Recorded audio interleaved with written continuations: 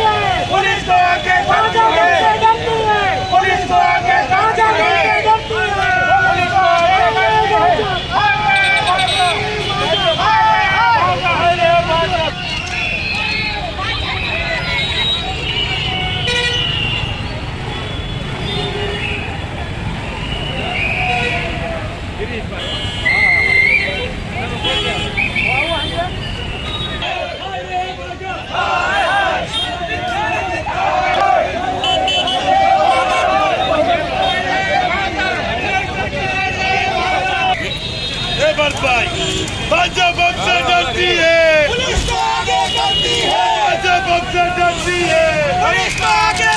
Doctor DB. राणीगा, पूर्व शहर कांग्रेस प्रमुख। 13 डिसेम्बरे भारतना इतिहास में अने भारतीय जनता पार्टी राज में एक वखत अटलजी समय में अने बीजी वखते मोदीजी समय में संसद पर हुमलो थयो। असामाजिक तत्वों दरेक प्रकारनी सुरक्षा भेदीने अंदर प्रवेशी गया अने दुखनी बात तो ये है कि आ बधा असामाजिक तत्वों बेंगलोरना भारतीय जनता पार्टी संसद सभ्यना भलामण साथेना पास मेळवी अने आवेला हता। आ लोको दीर्घाट टपी अने अंदर घुस्या, अंदर गैस बॉम्ब फोड्या अने अफरातफरी मची गई।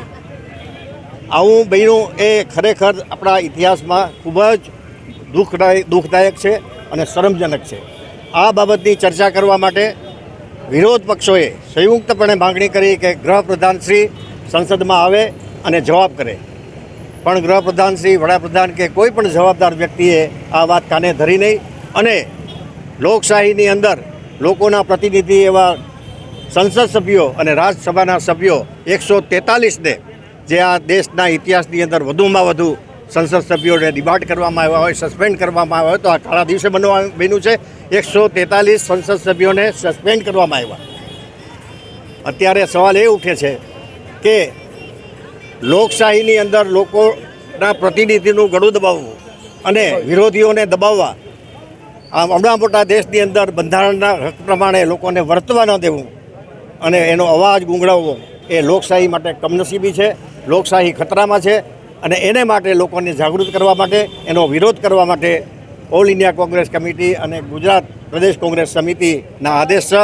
અમે અહીંયા ભાવનગર શહેર કોંગ્રેસ સમિતિ વતી ધરણા ઉપર બેસવાના છીએ અને આ વાત લોકો સુધી પહોંચાડશું કે દેશની અંદર બંધારણનું હનન થઈ રહ્યું છે, સંસદીય પ્રણાલીનું હનન થઈ રહ્યું છે અને આ દિવસે એ દિવસોને અમે યાદ કરાવવા માગીએ છીએ કે જ્યારે નહેરુજીની સરકાર, કોંગ્રેસની સરકારો હતી ત્યારે વિરોધ પક્ષના નેતાઓને એમની સામે નબળા ઉમેદવારો મૂકી અને ચૂંટીને લાવતા હતા, જેથી કરીને સંસદ જીવંત રહે અને લોકોના પ્રશ્નો ઉઠાવી શકે અને લોકશાહી મજબૂત બને, પુખ્ત બને।